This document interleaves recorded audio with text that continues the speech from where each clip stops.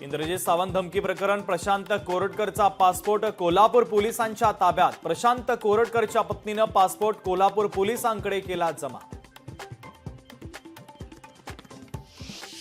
मुख्यमंत्री देवेंद्र फडणवीसांचा नाशिकचा दौरा अडचणीत, ठाकरे पक्ष दाखवणार काळे झेंडे। फडणवीसांना नाशिकमध्ये पाय ठेवू न देण्याचा ठाकरेंच्या शिवसेनेचा इशारा।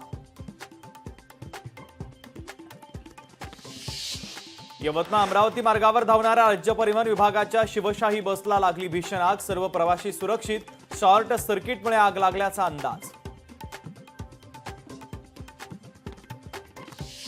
यवतमाळमध्ये पालकमंत्री संजय राठोडांच्या हस्ते गाळमुक्त धरण गाळयुक्त शिवार योजनेच्या राज्यस्तरीय पोर्टलचं उद्घाटन। या योजनांच्या प्रभावी अंमलबजावणीसाठी आणि जनजागृतीसाठी भारतीय जैन संघटनेसोबत करण्यात आला सामंजस्य करार।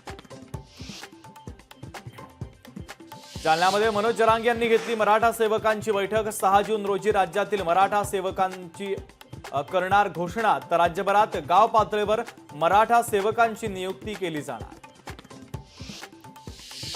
बीडमधील मल्टीस्टेट गैरव्यवहार प्रकरणी धनुकेश्वर अर्बनच्या अध्यक्षांसह 11 जणांवर गुन्हे दाखल।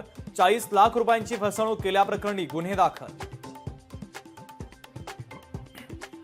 धाराशिवमधील वेगवेगळ्या 13 प्रकारच्या गुन्ह्यातील 170 मराठा आंदोलकांवरील गुन्हे निकाली। सर्व गुन्हे मागे घेण्याच्या गृह विभागाच्या आदेशानुसार गुन्हे निकाली काढण्यात आले।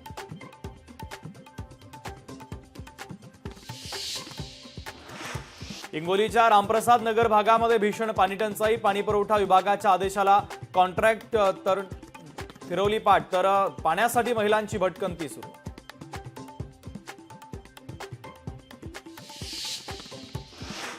यवतमाळ जिल्ह्यामध्ये शाळेत शिक्षक उपलब्ध नसल्याने गुणवत्तापूर्ण शिक्षणावर परिणाम। शिक्षण मिळवण्याचा हक्क डावलणारा संच मान्यता शासन निर्णय रद्द करण्याची मागणी। शिक्षण मंत्री दादा भुसे यांना देण्यात आलं निवेदन।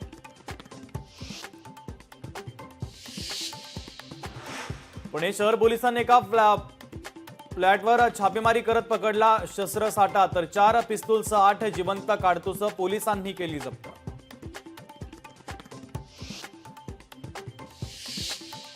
तुळजापूर देवीच्या दर्शनासाठी निघालेल्या कुटुंबाच्या गाडीचा अपघात। चालकाला झोप लागल्यानं गाडी थेट डिवायडरला धडकली। अपघातामध्ये 2 जणांचा मृत्यू तर 7 जण जखमी।